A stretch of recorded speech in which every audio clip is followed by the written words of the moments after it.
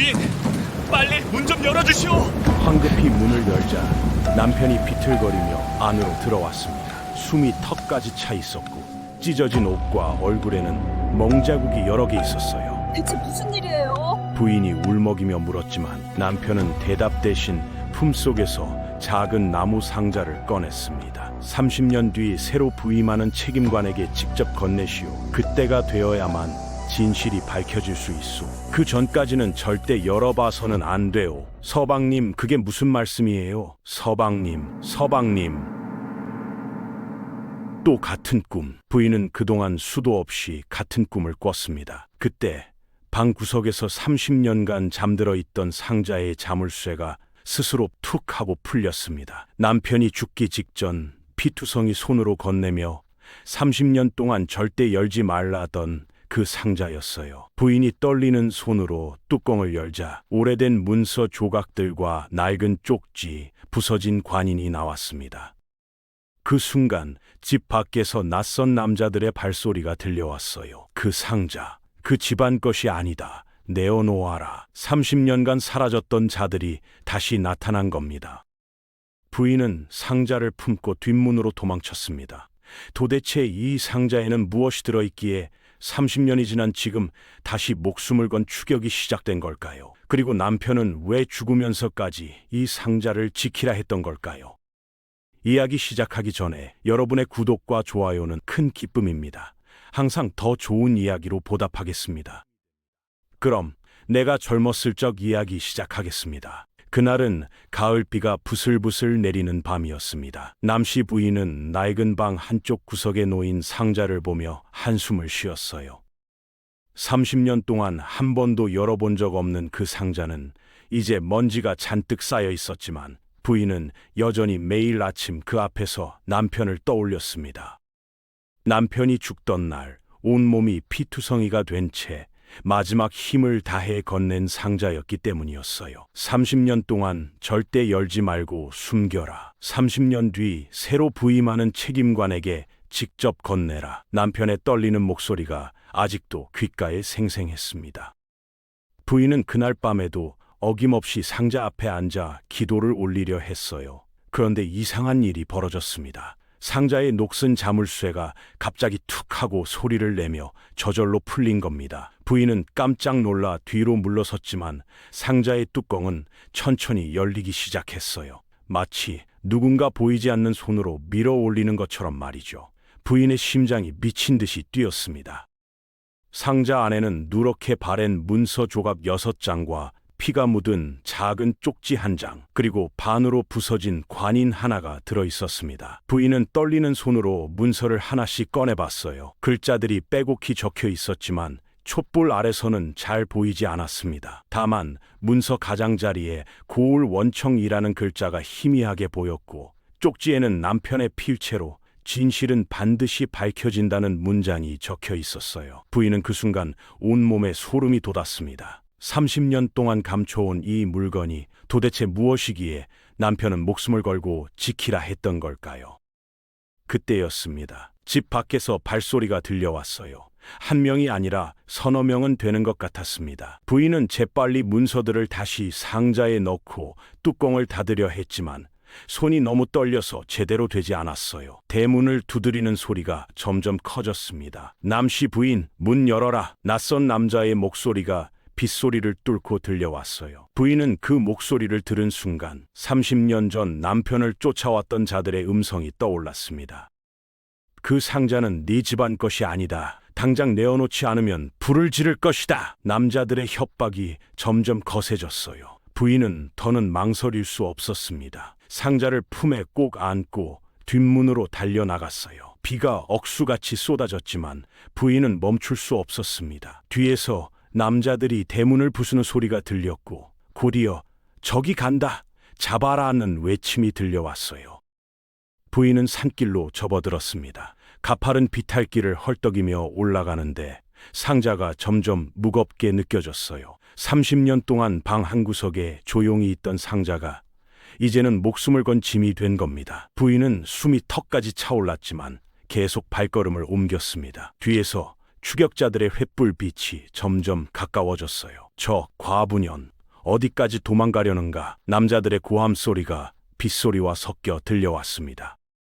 부인은 겨우 폐사찰 뒤편 동굴에 몸을 숨겼습니다. 어둠 속에서 숨을 죽이고 있는데 추격자들이 바로 앞까지 다가왔어요. 이 근처 어딘가에 있을 텐데 한 남자가 중얼거리며 주변을 살폈습니다. 부인은 상자를 가슴에 꼭 끌어안고 눈을 질끈 감았어요. 심장 소리가 너무 커서 들릴까봐 입까지 틀어막았습니다. 다행히 남자들은 다른 쪽으로 가버렸지만 부인은 한참 동안 움직일 수가 없었어요.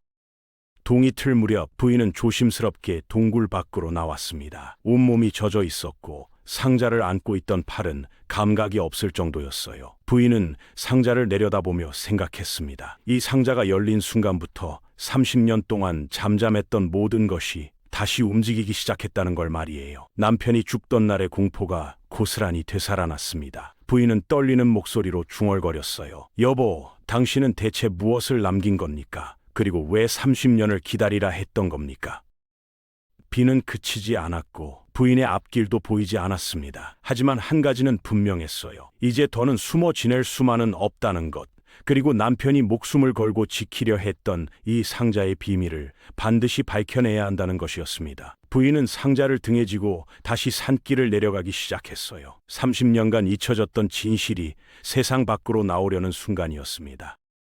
30년 전 그날 밤도 오늘처럼 비가 내렸습니다. 남씨 부인은 28살의 젊은 안악이었고 남편 남익화는 31살로 고을 원청에서 세금 장부를 관리하는 하급설이었어요. 남편은 성실하고 꼼꼼한 사람이어서 상급자들도 그를 믿고 중요한 일을 맡겼습니다. 부부는 가난했지만 행복했어요. 작은 초가집 한 채와 논석 마지기가 전부였지만 남편이 매달 받는 녹봉 5냥으로 근근히 살아갈 수 있었습니다.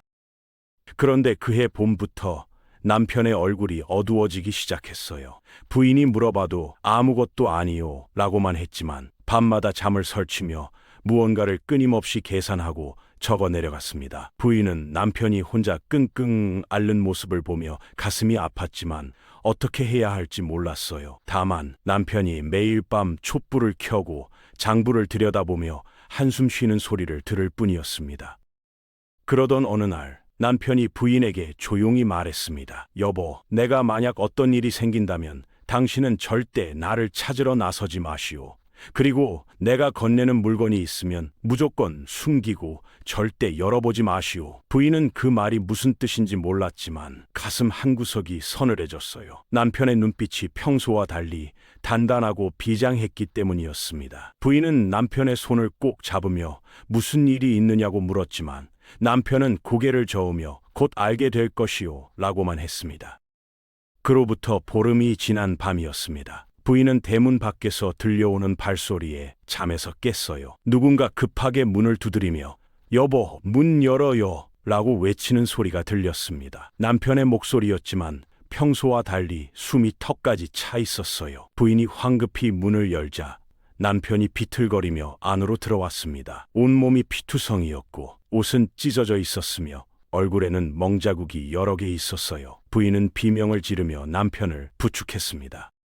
여보, 대체 무슨 일이오? 누가 이렇게 만든 거요? 부인이 울먹이며 물었지만 남편은 대답 대신 품속에서 작은 나무 상자를 꺼냈습니다. 손바닥 2개 크기의 상자였지만 묵직해 보였어요. 남편은 떨리는 손으로 상자를 부인에게 건네며 간신히 입을 열었습니다. 이걸 30년 동안 절대 열지 말고 숨겨요. 30년 뒤 새로 부임하는 책임관에게 직접 건네시오. 그때가 되어야만 진실이 밝혀질 수 있소. 남편의 목소리는 점점 작아졌고 호흡도 가빠졌어요. 부인은 남편의 말이 무슨 뜻인지 전혀 이해할 수 없었습니다. 30년이라니, 그리고 책임관에게 건네라니, 도대체 이 상자에는 무엇이 들어있는 걸까요? 부인이 상자를 열어보려 하자 남편이 약한 힘으로 부인의 손을 잡았어요. 안 돼요. 절대 열면 안 돼요. 당신도 위험해지요. 남편의 눈빛이 간절했습니다. 부인은 눈물을 흘리며 고개를 끄덕였고 상자를 품속 깊이 감췄습니다. 그때 대문 밖에서 또다시 발소리가 들려왔습니다. 이번에는 여러 명이었고 횃불빛이 집 안으로 들어왔어요. 남익환, 네가 훔친 문서를 당장 내놓아라. 낯선 남자의 목소리가 들렸습니다. 부인은 그 순간 남편이 무슨 일에 휘말렸는지 어렴풋이 짐작했어요. 남편은 부인에게 마지막으로 속삭였습니다. 당신을 사랑했소. 그리고 미안하오.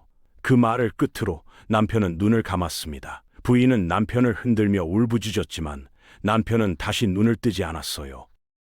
대문이 거칠게 열리고 서너 명의 남자들이 집 안으로 들어왔습니다. 그들은 모두 관복을 입고 있었지만 얼굴에는 살기가 가득했어요. 선두에 선 남자가 부인을 내려다보며 물었습니다. 남이관이 훔친 문서가 어디 있느냐? 부인은 남편의 시신을 끌어안으며 고개를 저었어요. 모릅니다. 우리 남편은 아무것도 훔치지 않았습니다. 하지만 남자들은 부인의 말을 믿지 않았습니다. 집안 곳곳을 뒤지며 문서를 찾았지만 아무것도 나오지 않았어요. 부인이 품속에 감춘 상자는 발견되지 않았습니다. 남자들이 떠난 뒤 부인은 온 밤을 남편의 시신 앞에서 울었습니다. 다음 날 아침 고을에는 소문이 퍼졌어요. 남이관이 고을 원청의 비밀 문서를 훔쳐 달아나려다 관군에게 붙잡혔다. 그는 역적이었다. 부인은 그 소문을 듣고 분노했지만 아무것도 할 수 없었습니다. 남편을 죽인 자들이 오히려 남편을 역적으로 만들어버린 겁니다. 부인은 남편의 장례도 제대로 치를 수 없었어요. 역적의 가족이라는 낙인이 찍혔기 때문이었습니다. 장례를 치른 뒤 부인은 품속의 상자를 꺼내보았습니다. 작은 나무 상자는 단단히 잠겨 있었고 자물쇠에는 녹이 슬어 있었어요. 부인은 상자를 흔들어 봤지만 안에서 무슨 소리도 들리지 않았습니다. 도대체 이 안에는 무엇이 들어있기에 남편은 목숨을 걸었던 걸까요? 그리고 왜 30년을 기다리라 했던 걸까요? 부인은 알 수 없었지만 남편의 마지막 부탁만은 지키기로 결심했습니다. 그날부터 부인의 고난이 시작됐습니다. 역적의 아내라는 소문 때문에 마을 사람들이 부인을 멀리했고 시장에 나가도 아무도 부인에게 물건을 팔지 않았어요. 부인이 가진 논석 마지기마저 고을 원청에서 빼앗아 갔습니다. 역적의 재산은 관에 귀속된다는 명목이었지만 실제로는 남편을 죽인 자들이 부인을 괴롭히려는 의도였어요. 부인은 하루아침에 빈털터리가 됐고 작은 초가집에서 혼자 연명하며 살아야 했습니다. 부인은 품속에 상자를 감추고 날품팔이를 하며 근근히 살아갔어요. 남의 집 밭을 매주고 하루 5푼을 받았고 빨래를 해주고 석푼을 받았습니다. 가끔 동량을 해야 할 때도 있었지만 부인은 절대 상자를 팔 생각을 하지 않았어요. 상자는 부인에게 남편이 남긴 마지막 유산이었고 언젠가는 남편의 억울함을 풀어줄 유일한 증거였기 때문이었습니다. 세월이 흘렀습니다. 1년, 5년, 10년, 20년. 부인은 30년을 기다렸어요. 그 긴 세월 동안 부인은 한 번도 상자를 열지 않았습니다. 궁금할 때도 있었고 너무 힘들어서 상자를 부숴버리고 싶을 때도 있었어요. 하지만 남편의 마지막 눈빛이 떠올라 참았습니다. 부인의 얼굴에는 주름이 깊어졌고 머리카락은 백발이 됐지만 상자를 향한 마음만큼은 변하지 않았어요. 그리고 마침내 30년이 다 되어가던 해 상자의 자물쇠가 스스로 풀린 겁니다. 폐사찰 동굴에 숨어 하룻밤을 보낸 부인은 이른 아침 조심스럽게 마을로 내려왔습니다. 집으로 돌아갈 수는 없었어요. 어젯밤 추격자들이 집을 뒤졌을 게 분명했기 때문이었습니다. 부인은 상자를 품속 깊이 감추고 시장 뒤편 빈 헛간에 몸을 숨겼어요. 그곳에서 마을 사람들의 대화를 엿들을 수 있었습니다. 어젯밤에 남씨 부인 집에서 큰일이 났다더군. 한 아주머니가 말했습니다. 원청 후손들이 몰려가서 집을 다 뒤집어 놨다던데. 다른 아주머니가 고개를 끄덕이며 대꾸했어요. 30년 전 그 일이 다시 불거진 모양이야. 그때 남이관이 훔쳤다던 문서 말이야. 부인은 그 대화를 듣고 가슴이 철렁했습니다. 상자의 비밀이 이미 알려진 것인가요? 부인은 며칠간 여러 곳을 떠돌며 숨어 지냈습니다. 그러는 동안 고을에서는 이상한 일들이 벌어지기 시작했어요. 먼저 고을 원청의 후손인 김정배가 사람들을 풀어 부인을 찾아다녔습니다. 김정배는 60대 중반의 관리로 할아버지가 30년 전 세금 횡령 사건에 연루됐던 인물이었어요. 그는 마을 곳곳에 남씨 부인을 찾는 자에게 은자 열량을 주겠다는 방을 붙였습니다. 부인을 찾으려는 눈이 사방에 깔린 겁니다.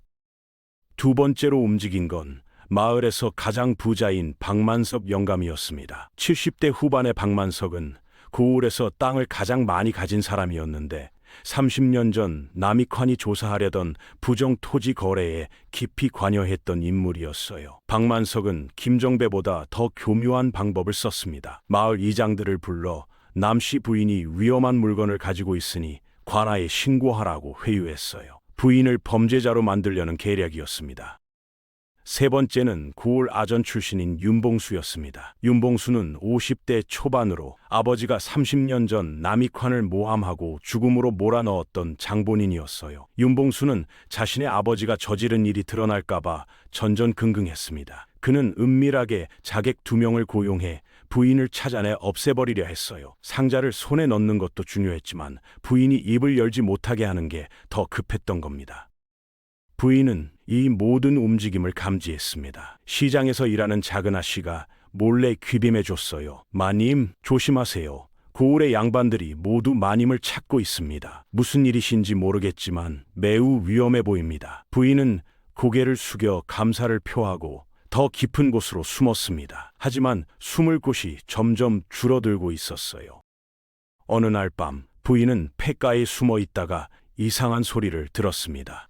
누군가 담을 넘어오는 소리였어요. 2명이었고 발소리가 매우 조심스러웠습니다. 부인은 숨을 죽이고 어둠 속에 몸을 숨겼어요. 침입자들이 방 안을 샅샅이 뒤지기 시작했습니다. 상자가 어디 있느냐? 한 남자가 낮은 목소리로 물었고 다른 남자가 이 집에도 없는 모양이다 라고 대답했어요. 부인은 그들이 윤봉수가 보낸 자객임을 직감했습니다.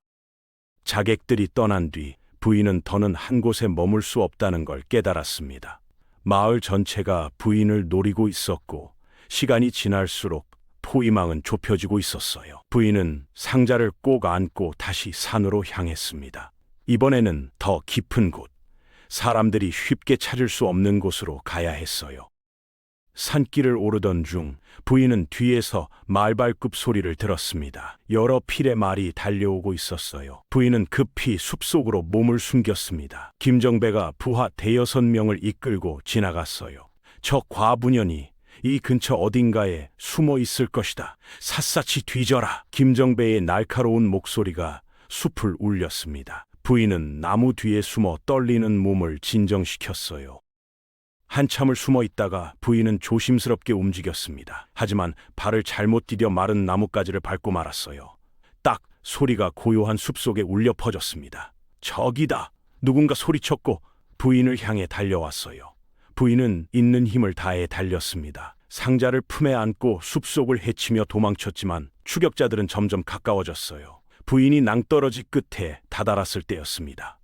앞은 깊은 계곡이었고 뒤에는 추격자들이 있었어요. 부인은 더 이상 도망갈 곳이 없었습니다. 김정배가 말에서 내려 천천히 다가왔어요. 남씨 부인, 이제 그만 상자를 내놓으시오. 그것은 당신의 것이 아니오. 부인은 상자를 등 뒤로 감추며 고개를 저었습니다. 이것은 제 남편이 목숨을 걸고 지킨 것입니다. 절대 넘겨드릴 수 없습니다. 김정배의 얼굴이 일그러졌습니다. 고집을 부리면 당신도 남편처럼 될 것이오. 생각해보시오. 30년을 고생하며 살았는데 이제 와서 죽고 싶으시오. 부인은 그 말에도 흔들리지 않았어요. 오히려 더 단단하게 상자를 껴안았습니다. 제 남편은 역적이 아니었습니다. 당신의 할아버지가 저지른 비리를 밝히려다 억울하게 죽었어요. 이 상자에는 그 증거가 들어 있습니다. 김정배가 부하들에게 눈짓을 했습니다. 부하들이 부인을 향해 다가왔어요. 부인은 뒤로 물러섰지만 더 이상 물러날 곳이 없었습니다. 바로 그때 계곡 아래에서 누군가의 목소리가 들려왔어요. 거기 누구요? 무슨 일이요? 나무꾼 3-4명이 올라오고 있었습니다. 김정배는 혀를 찼어요. 오늘은 이만 물러가겠소. 하지만 언젠가는 그 상자를 손에 넣을 것이오. 김정배와 부하들이 말을 타고 떠났습니다. 나무꾼들이 부인을 구해줬어요. 부인 괜찮으십니까? 저 양반들이 왜 부인을 그리 괴롭히는 겁니까? 부인은 감사하다고 말했지만 자세한 사정은 말하지 않았습니다. 나무꾼들의 도움으로 부인은 더 깊은 산속 움막에 숨을 수 있었어요. 하지만 부인은 알고 있었습니다. 김정배뿐만 아니라 박만석, 윤봉수, 그리고 30년 전 남편을 죽음으로 몰아넣었던 모든 자들이 상자를 노리고 있다는 것을요. 부인은 움막 안에서 상자를 내려다보며 생각했습니다. 도대체 이 안에는 무엇이 들어있기에 이토록 많은 사람이 두려워하는 걸까요? 부인은 이제 상자를 열어볼 때가 됐다고 판단했습니다. 남편이 30년을 기다리라 했고 이제 그 시간이 거의 다 됐으니까요. 임막 안에서 부인은 촛불을 켜고 상자를 펼쳤습니다. 이미 자물쇠가 풀린 상자였기에 뚜껑을 여는 건 어렵지 않았어요. 안에는 누렇게 바랜 문서 6장과 피 묻은 쪽지 1장, 그리고 반으로 부서진 관인이 들어있었습니다. 부인은 떨리는 손으로 문서를 하나씩 꺼내 펼쳤어요. 촛불 아래 비친 글자들은 흐릿했지만 부인은 천천히 읽기 시작했습니다. 사람들은 부인이 글을 모른다고 생각했지만 그건 사실이 아니었어요. 30년 전 남편이 죽은 뒤 부인은 혼자 살아남기 위해 많은 것을 배워야 했습니다. 마을 서당 뒤편에서 아이들이 버린 천자문을 주워 밤마다 베꼈으며 글자를 익혔어요. 동몽선습과 소학 같은 책도 빌려다 몰래 읽었습니다. 10년이 넘게 걸렸지만 부인은 마침내 글을 읽고 쓸 수 있게 됐어요. 남편이 남긴 것이 무엇인지 언젠가는 알아야 한다는 생각 때문이었습니다. 첫 번째 문서를 펼친 순간 부인의 눈이 커졌습니다. 문서 맨 위에는 고을 원청 세금 장부 이상 내역이라는 제목이 적혀 있었어요. 그 아래로는 빼곡한 숫자들과 지역 이름들이 나열돼 있었습니다. 동촌 세금 징수액 250냥, 실제 납부액 80냥, 차액 170냥 횡령. 부인은 숨이 막혔습니다. 남편이 발견한 건 단순한 실수가 아니라 조직적인 세금 횡령이었던 겁니다. 두 번째 문서에는 더 충격적인 내용이 있었습니다. 백성 토지 강제 몰수 명단이라는 제목 아래 마을 사람들 이름 35명이 적혀 있었어요. 그 중에는 부인이 아는 사람도 여럿 있었습니다. 김씨 집안몬 5마지기 강제 매입, 실제 지불액 30냥, 시세 100냥, 박만석 영감의 이름이 구매자로 적혀 있었어요. 부인은 이 왜 박만석이 상자를 그토록 두려워하는지 이해했습니다.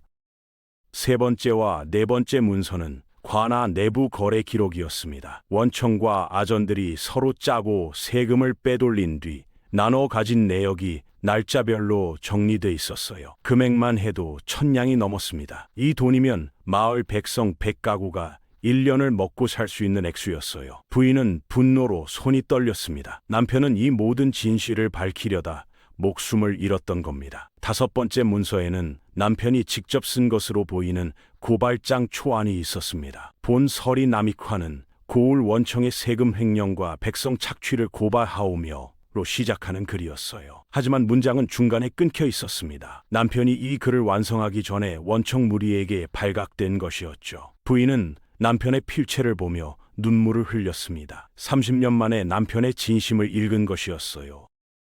여섯 번째 문서는 가장 중요해 보였습니다. 30년 법정 시효 적용건이라는 제목의 문서였어요. 남편이 직접 쓴 설명이 있었습니다. 조선 법전에 따르면 세금과 부채 관련 문서는 30년이 지나면 법적 효력이 소멸된다. 하지만 30년 주기로 교체되는 책임관이 부임하면 과거 기록을 다시 조사할 권한을 가진다. 그때가 진실을 밝힐 유일한 기회다. 부인은 비로소 이해했습니다. 남편이 왜 30년을 기다리라 했는지를요. 부인은 피든 쪽지도 펼쳐봤습니다. 거기에는 남편의 마지막 메시지가 적혀 있었어요. 여보, 미안하오.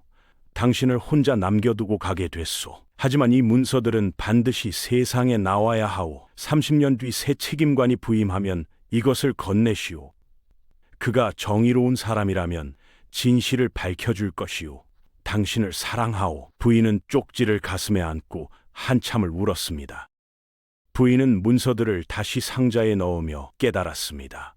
이 문서들이 세상에 나가면 김정배, 박만석, 윤봉수의 집안이 모두 무너질 것이라는 걸요. 그래서 그들이 필사적으로 상자를 없애려 한 것이었습니다. 하지만 부인도 이제 물러설 수 없었어요.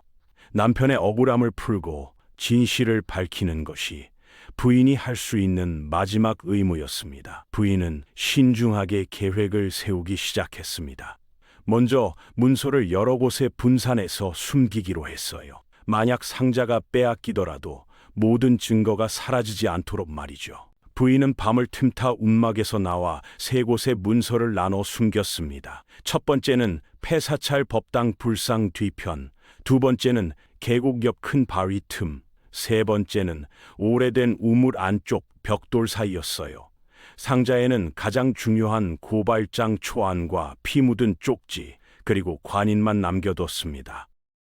다음으로 부인은 새 책임관이 언제 부임하는지 알아내야 했습니다. 마을로 내려가 조심스럽게 정보를 수집했어요. 주막에서 술꾼들의 대화를 엿듣고 장터에서 상인들의 이야기를 들었습니다. 그렇게 사흘을 조사한 끝에 부인은 중요한 정보를 얻었어요. 이번 달 보름에 새 책임관이 부임한다더군. 서울에서 온다는데 공정하고 강직한 분이라고 하더이다. 부인의 가슴이 뛰었습니다. 바로 그때였습니다. 남편이 말한 그 순간이 드디어 온 것이었어요. 부인은 책임관이 부임하는 날까지 숨어 지내며 준비했습니다. 문서를 어떻게 전달할지, 무슨 말로 설명할지, 그리고 혹시 모를 위험에 어떻게 대처할지 머릿속으로 수없이 반복했어요. 30년을 기다린 이 순간을 놓칠 수 없었습니다.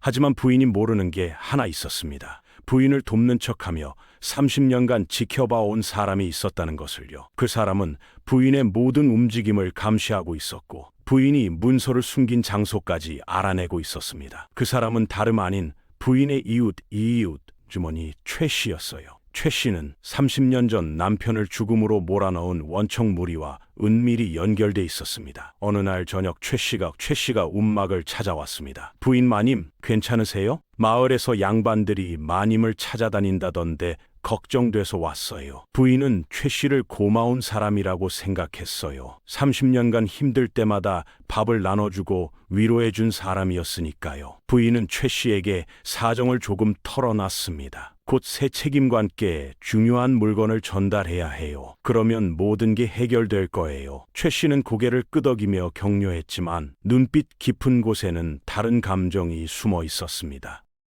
최 씨가 떠난 뒤 부인은 홀로 상자를 들여다봤습니다. 보름날까지 이제 열흘밖에 남지 않았어요. 부인은 그동안 숨어 지내며 기회를 노리기로 했습니다. 하지만 부인이 숨긴 문서들은 이미 위험에 처해 있었어요. 최 씨가 그날 밤 바로 김정배에게 모든 것을 보고했기 때문이었습니다. 이틀 뒤 이른 아침이었습니다. 부인은 폐사찰로 가서 숨겨둔 문서를 확인하려 했어요. 불상 뒤편에 손을 넣는 순간 부인의 얼굴이 하얗게 질렸습니다. 문서가 사라져 있었던 겁니다. 부인은 황급히 두 번째 장소인 계곡 옆 바위로 달려갔어요. 하지만 그곳도 마찬가지였습니다. 바위 틈에 넣어뒀던 문서 2장이 깨끗이 사라져 있었어요. 부인의 심장이 미친 듯이 뛰었습니다. 마지막 장소인 오래된 우물로 뛰어갔지만 예상은 빗나가지 않았어요. 우물 안쪽 벽돌 사이에 숨긴 문서도 온데간데 없었습니다. 부인은 그 자리에 주저앉아 머리를 감싸 쥐었어요. 30년을 지켜온 증거가 하룻밤 사이에 모두 사라진 겁니다. 부인의 손에 남은 건 상자 안의 고발장 초안과 피 묻은 쪽지, 그리고 부서진 관인뿐이었습니다. 부인은 움막으로 돌아오며 생각했습니다. 대체 누가 문서를 숨긴 장소를 알았던 걸까요? 부인은 아무에게도 말하지 않았어요. 밤에 몰래 숨겼고 주변에 사람도 없었습니다. 하지만 누군가는 분명히 부인을 따라다니며 지켜봤던 것이었어요. 부인은 등골이 서늘해졌습니다. 움막에 도착한 부인은 더 큰 충격을 받았습니다. 최 씨가 움막 앞에 앉아 기다리고 있었던 겁니다. 부인 마님, 저예요. 최 씨의 목소리는 평소와 달랐어요. 부인은 이상한 느낌을 받으며 다가갔습니다. 최 씨 아주머니, 무슨 일로 이른 아침에? 부인이 묻기도 전에 최 씨가 고개를 들었어요. 얼굴에는 미안함과 두려움이 섞여 있었습니다. 마님, 용서하세요. 최 씨의 목소리가 떨렸습니다. 부인은 순간 모든 걸 이해했어요. 당신이었군요. 당신이 문서를 가져간 거였어요. 최 씨는 고개를 끄덕였습니다. 마님, 저도 어쩔 수 없었습니다. 김정배 나리가 제 아들을 볼모로 잡았어요. 문서의 위치를 알아내지 못하면 아들을 죽인다고 했습니다. 최 씨의 눈에서 눈물이 흘러내렸어요. 부인은 최 씨를 바라봤습니다. 30년간 자신을 도와준 사람이라고 믿었던 최 씨였어요. 밥을 나눠주고 위로해주던 사람이었습니다. 하지만 그 모든 게 감시였던 겁니다. 아주머니는 언제부터 저를 감시했던 겁니까? 부인의 목소리는 차가웠습니다. 최 씨는 고개를 숙였어요. 처음부터였습니다. 30년 전 마님의 남편이 돌아가신 그날부터 원청 무리가 절을 시켜 마님을 지켜보게 했습니다. 부인은 온몸에 힘이 빠졌습니다. 30년 동안 믿었던 유일한 사람이 사실은 적이었던 겁니다. 그럼 아주머니가 제게 해준 모든 것이 거짓이었단 말입니까? 최 씨는 고개를 저었어요. 아닙니다, 마님. 처음엔 명령 때문에 다가갔지만 세월이 지나며 마님이 진심으로 안쓰러웠습니다. 하지만 제 아들을 버릴 수는 없었어요. 최 씨의 목소리는 흐느낌으로 변했습니다. 부인은 더 이상 최 씨와 이야기하고 싶지 않았습니다. 이제 가보세요. 다시는 제 앞에 나타나지 마세요. 최 씨는 일어나며 마지막으로 말했습니다. 마님 조심하세요. 김정배는 문서만으로는 부족하다며 상자까지 없애려 합니다. 그리고 최 씨가 망설이다 입을 열었어요. 오늘 밤 이곳에 사람들을 보낼 겁니다. 어서 도망가세요. 그 말을 남기고 최 씨는 황급히 떠나갔습니다. 부인은 움막 안으로 들어가 상자를 꺼냈습니다. 남은 건 고발장 초안과 쪽지, 관인뿐이었어요. 세금 횡령 장부도, 토지 강제 몰수 명단도, 내부 거래 기록도 모두 사라졌습니다. 이것만으로는 남편의 무죄를 증명하기 어려웠어요. 아니, 거의 불가능했습니다. 부인은 상자를 안고 주저앉아 울었습니다. 30년을 기다렸는데 결국 아무것도 남지 않은 겁니다. 해가 기울어갈 무렵 부인은 상자를 등에 지고 움막을 떠났습니다. 최 씨의 경고대로 밤에 누군가 올 것이기 때문이었어요. 부인은 더 깊은 산속으로 들어갔습니다. 어디로 가야 할지 몰랐지만 일단 멀리 떨어져야 했어요. 발걸음은 무겁고 마음은 텅 비어 있었습니다. 밤이 되자 부인은 동굴 하나를 찾아 들어갔습니다. 촛불도 없어 어둠 속에 앉아 있는 수밖에 없었어요. 부인은 남편을 떠올렸습니다. 여보, 미안해요. 당신이 목숨 걸고 지킨 문서를 제가 지키지 못했어요. 부인의 목소리는 어둠 속으로 흩어졌습니다. 바깥에서는 빗소리가 들려왔어요. 30년 전 남편이 죽던 날처럼 비가 내리고 있었습니다.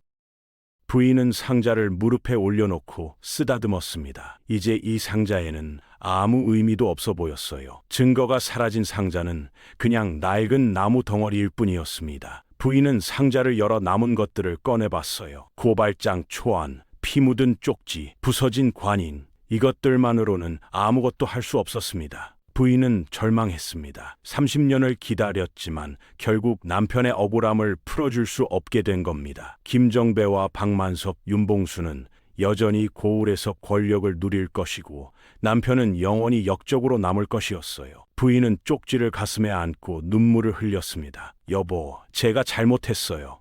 제가 더 조심했어야 했는데. 그때 동굴 입구에서 불빛이 보였습니다. 누군가 다가오고 있었어요. 부인은 재빨리 쪽지와 관인을 품속에 감추고 몸을 숨겼습니다. 하지만 숨을 곳이 마땅치 않았어요. 부인은 상자를 꼭 끌어안고 동굴 구석에 몸을 붙였습니다. 이 안에 있을 것이다. 찾아라. 익숙한 목소리가 들렸습니다. 김정배였어요. 그와 함께 부하 서너 명이 동굴로 들어왔습니다. 횃불빛이 동굴 안을 비췄고 곧 부인을 발견했어요. 저기 있다. 부하 하나가 소리쳤습니다. 부인은 더 이상 도망갈 곳이 없었어요. 김정배가 부인 앞으로 다가왔습니다. 남씨 부인, 이제 그만 포기하시오. 문서는 이미 우리 손에 들어왔소. 이제 상자만 넘기면 모든 게 끝이오. 부인은 상자를 더욱 꼭 안았어요. 안 됩니다. 이것만은 드릴 수 없습니다. 김정배가 한숨을 쉬었습니다. 고집을 부리는군. 좋소. 그럼 상자와 함께 여기 묻히시오. 김정배가 부하들에게 눈짓했어요. 부하들이 부인을 향해 다가왔습니다. 부인은 뒤로 물러섰지만 더 이상 물러날 곳이 없었어요. 동굴 벽에 등을 붙인 채 상자를 끌어안았습니다. 제발, 이것만은. 부인의 목소리가 떨렸습니다. 하지만 부하들은 거칠게 상자를 빼앗으려 했어요. 그 순간이었습니다. 부인의 손에서 상자가 떨어지며 바닥에 부딪혔어요. 둔탁한 소리와 함께 상자의 바닥이 조금 벌어지는 것이 보였습니다. 부인은 그 틈을 보며 순간 이상한 느낌을 받았어요. 상자의 바닥이 너무 두꺼워 보였던 겁니다. 혹시 부인의 머릿속에 한 가지 생각이 스쳤습니다. 부인은 재빨리 상자를 집어들었습니다. 김정배의 부하들이 달려들기 전이었어요. 부인은 상자의 바닥을 자세히 살폈습니다. 분명히 바닥판이 두 겹으로 되어 있는 것처럼 보였어요. 부인은 떨리는 손으로 바닥판 가장자리를 눌러봤습니다. 그러자 작은 나무 조각 하나가 살짝 튀어나왔어요. 뭘 하는 거냐?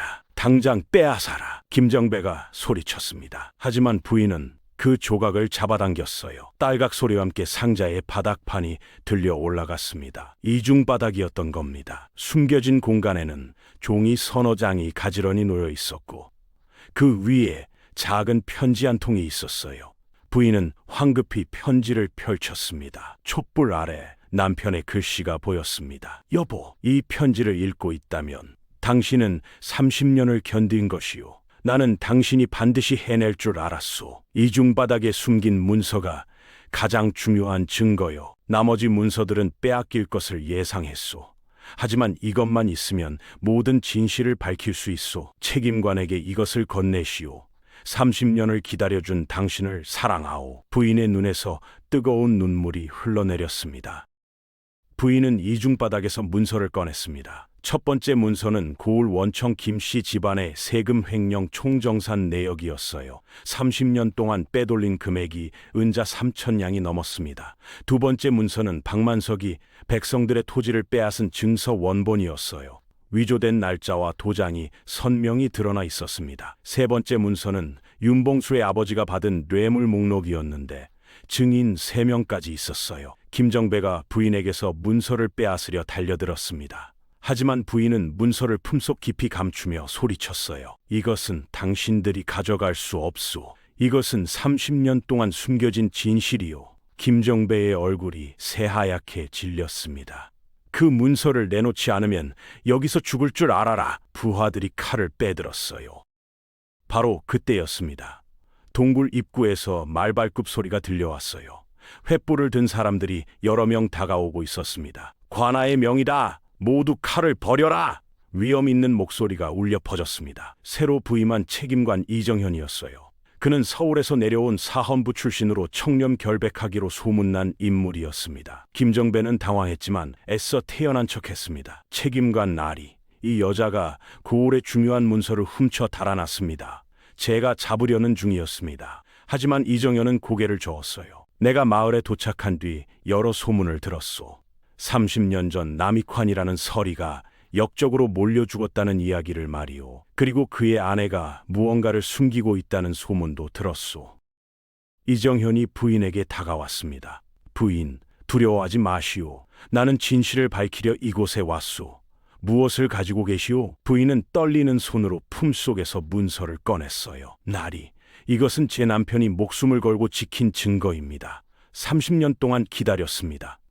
남편이 30년 뒤 새 책임관에게 건네라 했습니다. 이정현은 문서를 받아 펼쳐봤습니다. 횃불 아래서 하나하나 읽어내려가던 그의 표정이 점점 굳어졌어요.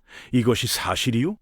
부인이 고개를 끄덕였습니다. 남편이 직접 조사하고 기록한 것입니다. 그 때문에 목숨을 잃었습니다. 이정현은 김정배를 돌아봤어요. 김정배, 이 문서에 따르면 당신 할아버지가 30년간 세금 3,000냥을 횡령했다고 나와 있소. 무슨 할 말이 있소? 김정배는 입술을 떨었습니다. 그건 거짓입니다.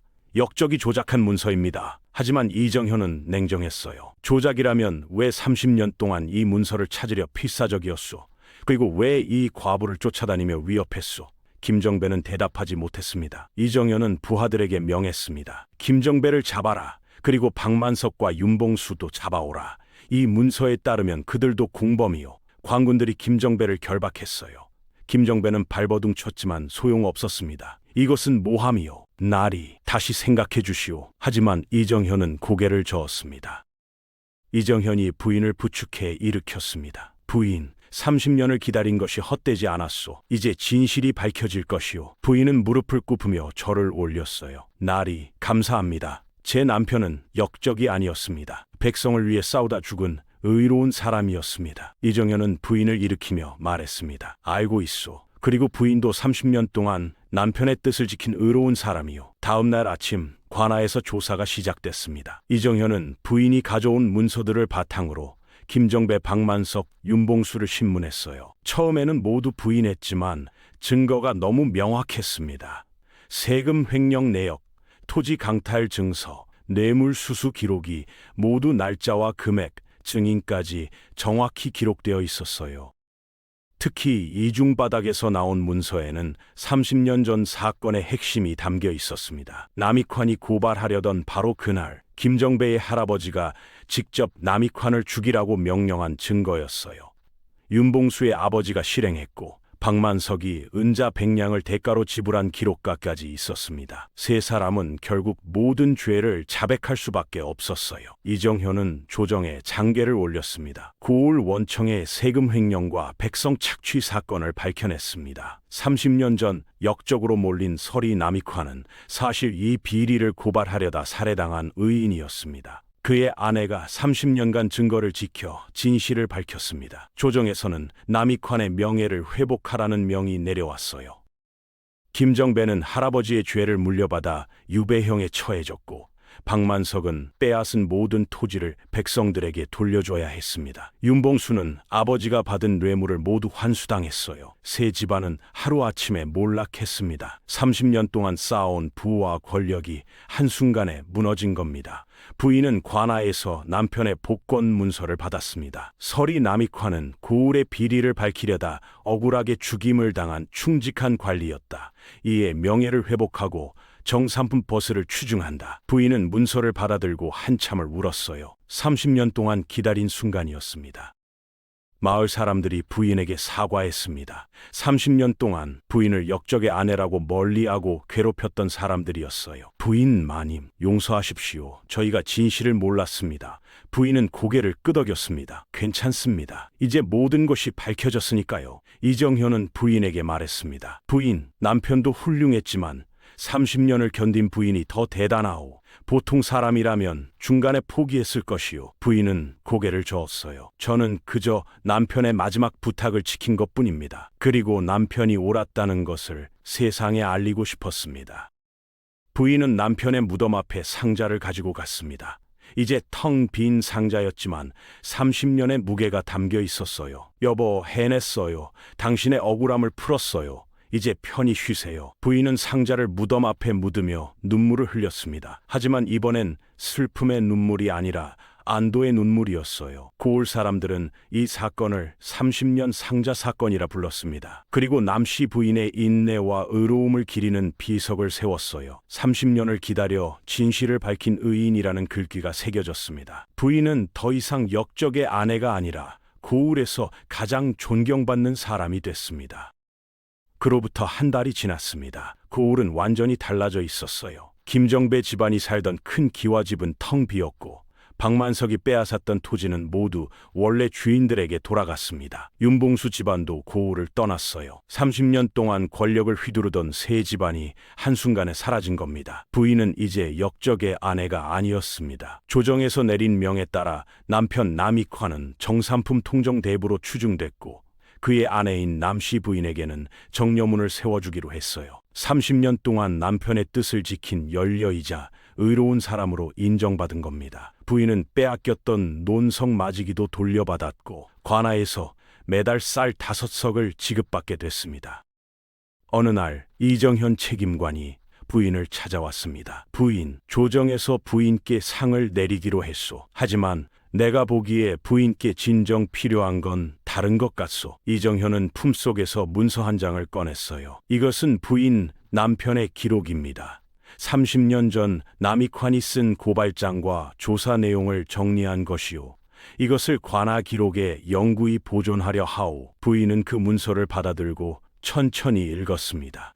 남편이 얼마나 치밀하게 조사했는지, 얼마나 용기 있게 맞섰는지가 고스란히 담겨 있었어요. 나리, 감사합니다. 남편이 한 일을 이렇게 기록으로 남겨주시니 부인의 목소리가 떨렸습니다. 이정현은 고개를 끄덕였어요. 남익환은 진정한 충신이었소.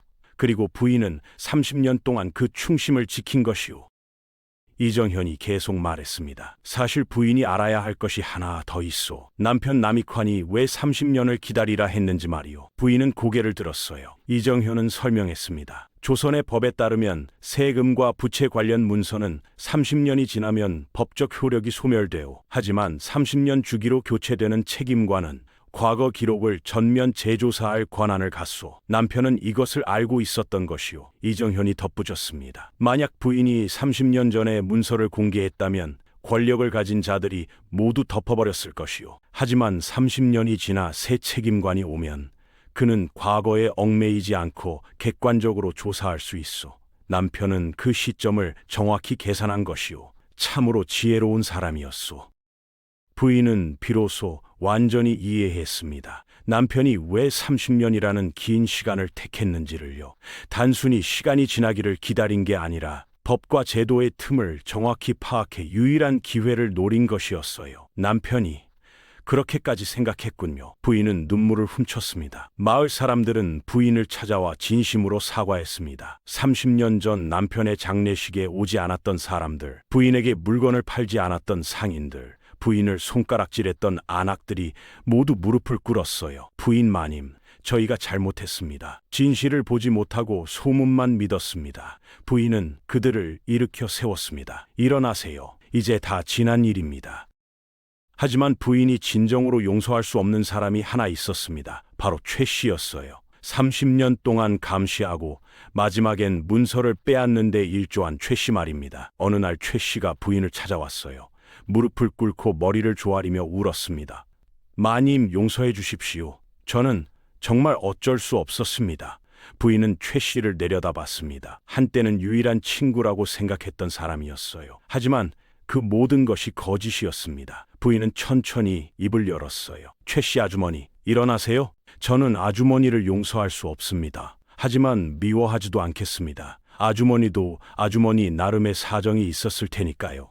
다만 다시는 제 앞에 나타나지 마세요. 최 씨는 흐느끼며 일어나 떠났습니다.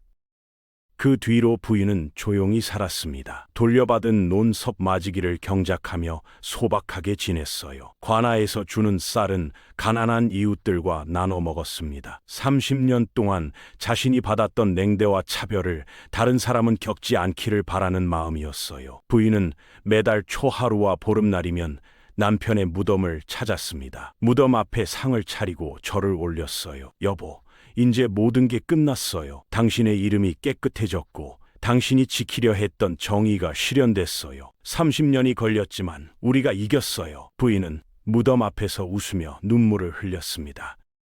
고을에는 새로운 이야기가 전해지기 시작했습니다. 역적의 아내가 아니라 의인의 아내 이야기였어요. 남씨 부인은 30년 동안 단 한 번도 흔들리지 않았다네. 굶주림도 멸시도 위협도 그녀를 꺾지 못했지. 사람들은 부인을 만나면 깊이 절을 했고 아이들은 부인을 보며 인사를 배웠습니다. 책임관 이정현은 이 사건을 기록으로 남겼습니다. 고을 원청 세금 횡령 사건. 설이 남익환이 비리를 밝히려다 살해당했고 그의 아내가 30년간 증거를 지켜 진실을 밝혔다. 이는 한 사람의 정직과 한 사람의 인내가 부정한 권력을 무너뜨린 사례다. 이 기록은 조정에도 보고됐고 후세 사람들이 배우는 교훈이 됐어요.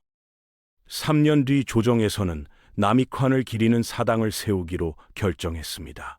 고을 어귀에 작은 사당이 세워졌고 현판에는 충이 남익환 지사, 충이 남익환 지사라고 쓰여 있었어요. 부인은 사당 낙성식에 참석해 남편의 위패 앞에서 절을 올렸습니다. 수많은 백성이 함께 절을 올렸어요. 부인은 60을 넘긴 나이가 됐지만 여전히 정정했습니다. 흰 머리는 늘었지만 눈빛은 또렷했어요. 어느 봄날 부인은 마당에 앉아 햇볕을 쬐이고 있었습니다. 이웃집 아이가 찾아와 물었어요. 할머니, 30년이나 기다리는 게 힘들지 않으셨어요? 부인은 아이의 머리를 쓰다듬으며 말했습니다. 힘들었단다. 매일매일이 힘들었어. 하지만 포기하지 않았지. 왜냐하면 진실은 반드시 밝혀진다는 걸 알았거든. 시간이 얼마나 걸리든 얼마나 힘들든 진실은 언젠가는 빛을 보게 되어 있단다. 아이는 고개를 끄덕이며 물었어요. 할머니는 후회 안 하세요? 부인은 미소 지었습니다. 후회? 전혀 하지 않는단다. 오히려 자랑스럽지. 내가 남편의 마지막 부탁을 지켰으니까. 부인은 저녁 무렵 다시 남편의 무덤을 찾았습니다. 석양이 지고 있었고 무덤 위로 붉은 빛이 내려앉았어요. 부인은 무덤 앞에 앉아 조용히 말했습니다. 여보, 저도 이제 나이가 들었어요. 언젠가는 당신 곁으로 갈 겁니다. 그때까지 이 세상에서 당신의 뜻을 잘 지키며 살겠어요. 당신을 자랑스럽게 만들 거예요. 그날 밤 부인은 꿈을 꿨습니다. 젊은 시절의 남편이 나타나 부인의 손을 잡았어요. 여보, 수고했소. 당신은 나보다 훨씬 강한 사람이었소. 부인은 꿈속에서 웃으며 대답했습니다. 아니에요. 당신이 남긴 길을 따라간 것뿐이에요. 남편이 말했습니다. 30년은 긴 시간이었소. 하지만 당신은 해냈소. 우리가 이겼소. 부인은 꿈에서 깨어나 창밖을 봤습니다. 새벽이 밝아오고 있었어요. 30년 전 남편이 죽던 날처럼 비가 내리지 않았습니다. 맑고 화창한 아침이었어요. 부인은 일어나 마당으로 나가 하늘을 올려다봤습니다. 여보, 보이세요? 이제 날이 맑아졌어요. 오랜 비가 그쳤어요. 고을 사람들은 오랫동안 이 이야기를 전했습니다. 30년 상자라는 이름으로 말이에요. 겉으로 보기에는 초라한 나무 상자였지만 그 안에는 진실과 정의가 담겨 있었다는 이야기. 그리고 한 여인이 30년을 인내하며 그것을 지켜냈다는 이야기였습니다. 부인이 세상을 떠난 뒤에도 이야기는 계속됐어요. 사람들을 30년을 기다린 의인으로 기억했습니다. 고을 아이들은 부인의 이야기를 들으며 인내와 정직을 배웠고, 어른들은 부인의 이야기를 들으며 부정과 타협하지 말아야 한다는 교훈을 얻었어요. 그리고 수십 년이 지난 뒤 한 선비가 이 이야기를 글로 남겼습니다. 세상에는 두 가지 보물이 있다. 하나는 금은 보화요, 다른 하나는 사람의 정성이다. 남씨 부인이 지킨 것은 나무 상자가 아니라 남편의 정성이었고, 그 정성이 결국 세상을 바꿨다. 겉으로 보이는 것이 전부가 아니며 오래 기다리면 진실은 반드시 드러난다. 이것이 30년 상자가 우리에게 주는 가르침이다. 이야기는 지금도 전해집니다. 초라해 보이는 것이 사실은 가장 귀한 것일 수 있다는 것. 긴 인내 끝에는 반드시 정의가 실현된다는 것. 그리고 한 사람의 용기와 한 사람의 인내가 세상을 바꿀 수 있다는 것을 말이에요. 30년 상자는 단순한 나무 상자가 아니라 진실과 정의의 상징이 된 겁니다.